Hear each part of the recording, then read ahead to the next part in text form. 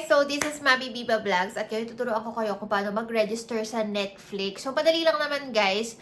Sa cellphone lang tayo magre-register. Tapos, ang gagawin natin, ililink natin yung ating Netflix sa GCash. So, via GCash payment to. So, madali lang. Please continue watching. So, open nyo lang yung browser nyo. Tapos, punta kayo sa www.netflix.com. Ayan, lumabas na.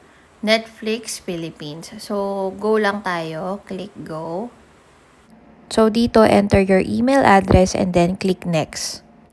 Tapos, click next ulit. So, ngayon, gagawa na tayo ng account. Enter mo ulit yung email address mo, tsaka maglagay ka na ng password. Next.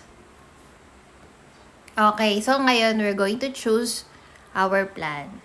Okay? No commitments, cancel anytime. Everything on Netflix for one low price. No ads and no extra fees ever. Okay, next natin. Click natin yun. Okay, so ito yung mga plan ni Netflix. Meron tayong yung premium nila. 549 pesos a month siya. Tapos, syempre, siya yung pinakamaganda. Ultra HD. Tapos, marami din siyang supportive devices. Pwede sa TV, computer, mobile phone, or tablet. So, ito, devices your household can watch at the same time, 4. So, at the same time, pwedeng 4 ang gumagamit sabay-sabay. Okay? Dito sa premium. Okay? Downloaded devices 6. Kapag naman standard lang ang pinili nyo, $3.99 lang siya monthly. So, maganda din siya, full HD. Tapos, 2 lang devices yung pwedeng gumamit ng sabay. Okay? Kapag naman basic ang pinili nyo, syempre mas mura, $249 lang. Yun nga lang, 1 household device lang at the same time ang pwedeng gumamit. Okay? Isa lang ang pwedeng gumamit ng, hindi pwede yung parang 2 kayong sabay magne-Netflix kapag $249 lang yung plan mo. Okay? So, pwede rin to sa TV, computer, mobile phone, or tablet. $249 lang siya. Okay? Tapos, pag mobile naman, pag mobile, siguro may idea na naman kayo, pwede lang siya sa mobile phone at saka sa tablet. Hindi siya pwede i-connect sa TV. Okay? So, mobile plan lang kasi yung pinili mo. Which is fair naman kasi 149 pesos lang naman a month. So, mura lang naman siya. Pero, mobile phone, kung sa phone ka lang naman nanonood ng Netflix or dun mo lang planong manood, pwede ka na sa 149. Okay? Tapos, devices your household can watch at the same time, 1 lang. So, yung isang phone lang ang pwedeng gumamit, doon ka lang manood. Okay? So, kayong bahala kung ano yung gusto nyo, guys. Kung marami kayo sa bahay, I would suggest mag-premium na kayo.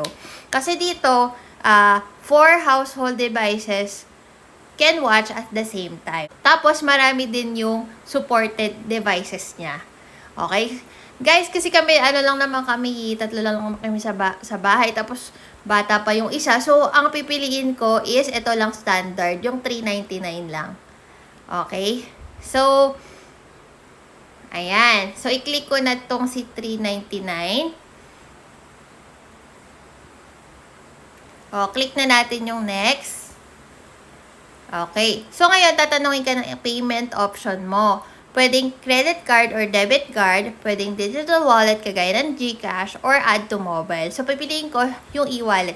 So, ngayon, isa-set up na natin ang ating GCash. So, nilagay ko lang dito ang aking mobile number. And then, yung monthly plan ko, 399 pesos a month. And then, mag-a-agree lang ako sa terms and conditions nila. And then, I click Start Membership. Okay, so ililink na siya sa aking GCash account. Okay, so by linking to GCash, your account will be auto-debited for each of your purchases.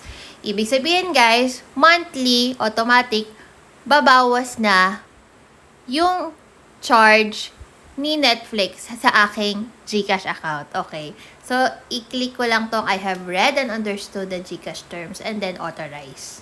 Okay, so si GCash magsasend siya ng code, tapos itatype mo lang dito. Sasend niya yung OTP.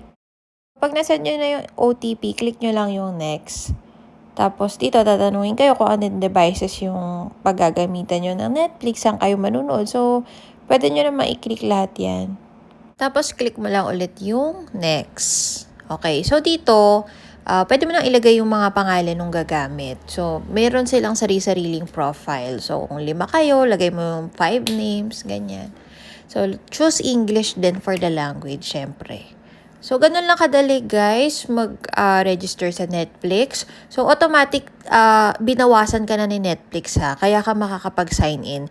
Tapos, automatic, every month, babawasan ka na rin yan ng monthly mo. So, naka-auto-debit ka kasi dito kay Netflix. So, yun lang, ganun lang kadali mag-register sa Netflix. Thank you for watching and please subscribe to my channel. Salamat!